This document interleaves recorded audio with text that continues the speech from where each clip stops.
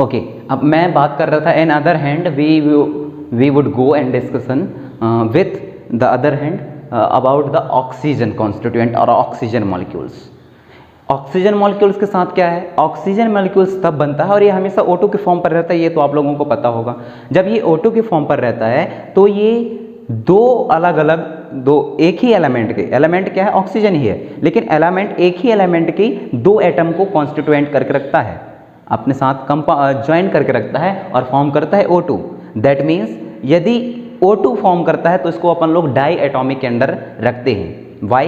Because the oxygen contain two oxygen atom of single element. Single element, that means oxygen.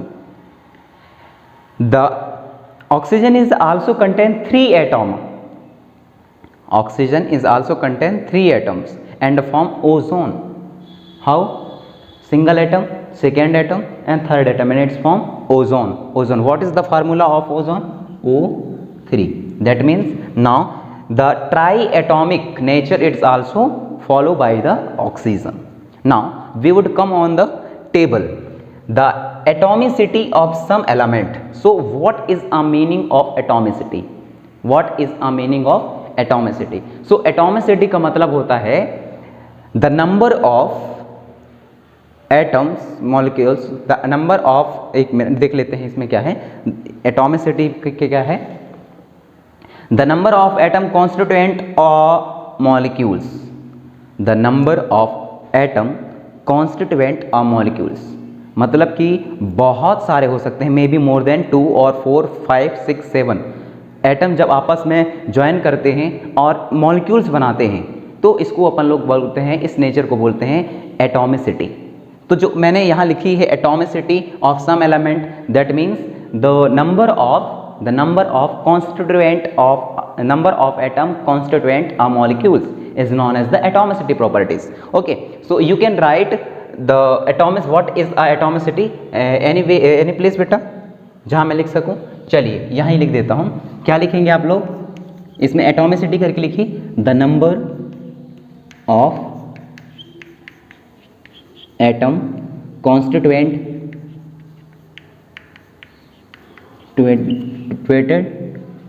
constituent a molecules। मैं थोड़ी देर बाद इसको मिटा दूंगा तो जल्दी से लिख लीजिएगा, molecules is known as, is called भी लिख सकते हैं, is known as atomicity। Atomicity okay, जब कोई मॉलिक्यूल्स है वह मोर देन 5 और 6 यदि एटम को कंटेन करके रखता है, कॉन्स्टिट्यूएंट करके रखता है, that means we pronounce this is the atomicity behaviour. Okay, so देख लेते हैं क्या है atomicity of the some element. Non metal की बात करें तो नॉन मेटल में क्या आ जाते हैं, सारे के सारे नॉन मेटल हैं except only the argon and helium, sorry argon and helium both are also non metal. Okay, तो क्या बोला गया है, नॉन मेटल की केस में बात करें तो जो आर्गन है और हीलियम है ये बेटा हमेशा सिंगल एटम को कंटेन करके रखते हैं, इनके पास कोई मोर देन 2 एटम नहीं होते, मोर देन 3 एटम नहीं होते, नहीं, ये सिंगल एटम को कंटेन करके रखते हैं। दैट मीन्स इन दोनों को, किसको, आर्गन को और हीलियम को अपन लोग क्या किससे प्रोनाउंसिएशन करते हैं, मोनो एटम, क्या बोलते हैं, mono atoms. Now it be come under the oxygen, hydrogen, nitrogen and chlorine. 4 element आपको लोगों के सामने दिए गए हैं, कौन कौन से हैं, ऑक्सीजन है, हाइड्रोजन है, क्लोरीन है एंड नाइट्रोजन है। ये हमेशा 2 नंबर ऑफ एटम के साथ में रहते हैं, ये हमेशा 2 नंबर ऑफ एटम के साथ में रहते हैं। ऑक्सीजन को हमेशा O2 के फॉर्म पर लिखी जाती है, हाइड्रोजन को हमें ज़्यादातर H2 के फॉर्म पर लिखी जाती है, नाइट्रोजन को N2 के बेसिस पर लिखी जाती है और क्लोरीन जो क्लोराइड है वह हमेशा Cl2 के बेसिस पर रहता है। यदि हम पिछले वाले क्लासेस में आप देखेंगे तो इसके एग्जाम्पल आप लोगों को बहुत अच्छे से मिल जाएंगे। That's why the all of these, that means oxygen, hydrogen, nitrogen and chlorine, these are come under the diatomic nature. What is the meaning of diatomic? Diatomic means 2 atom आपस में ऐड हों और कोई एलिमेंट को बनाते हों।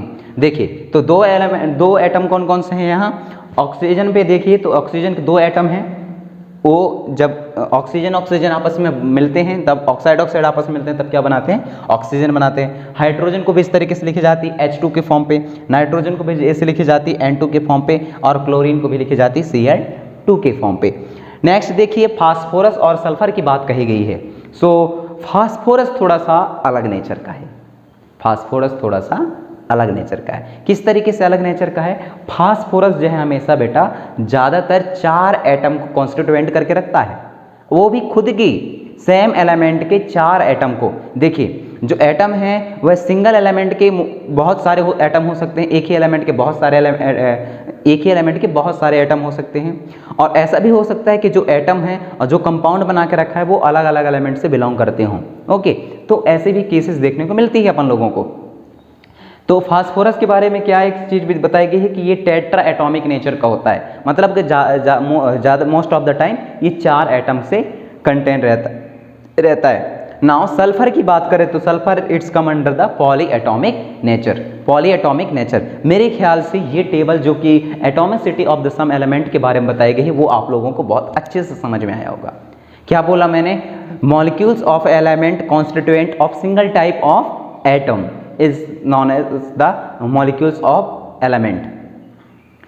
If we talk about the argon and helium, so argon and helium always kept the single atoms.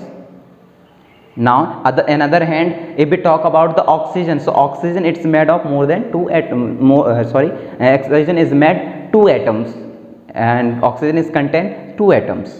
But if we talk about the ozone, ozone is constituent or consist 3 oxide atoms. But ये single type के ही atom हैं, इस basis पर वो जो है वो आगे बढ़ते जाता है। तो अपन लोगों ने देखा कि जिसके पास एक ही एटम है उसको अपन लोग मोनो एटॉमिक बोलते हैं, जिसके पास 2 एटम हैं such as oxygen, hydrogen, nitrogen और क्लोरीन तो इसको अपन लोग डाई एटॉमिक बोलते हैं। सच एज फास्फोरस के बाद में 4 फास्फोरस एटम होते हैं, दैट मीन्स टेट्रा एटॉमिक बोलते हैं, और इसके साथ में N लिख सकता हूँ। N क्यों? क्योंकि ये पॉली एटॉमिक नेचर को शो करता है। कौन? सल्फर। इसी वजह से मैं उसके साथ में इस तरीके से आप लोगों के पॉली एटॉमिक की जगह पर आप लोगों को मैं इस तरीके से यहाँ लिखा हूँ। आई होप कि जो आपको मॉलिक्यूल्स ऑफ एलिमेंट है ये आपको समझ में आया होगा। इसकी नेक्स्ट वीडियो में हम बात करेंगे, किसके बारे में बेटा? मॉलिक्यूल्स ऑफ कंपाउंड के बारे में। तो मॉलिक्यूल्स ऑफ कंपाउंड के बारे में थोड़ा सा मैं आप लोगों को जिक्र किया हूँ। तो मिलते हैं नेक्स्ट क्लासेस में। Thank you, bye bye.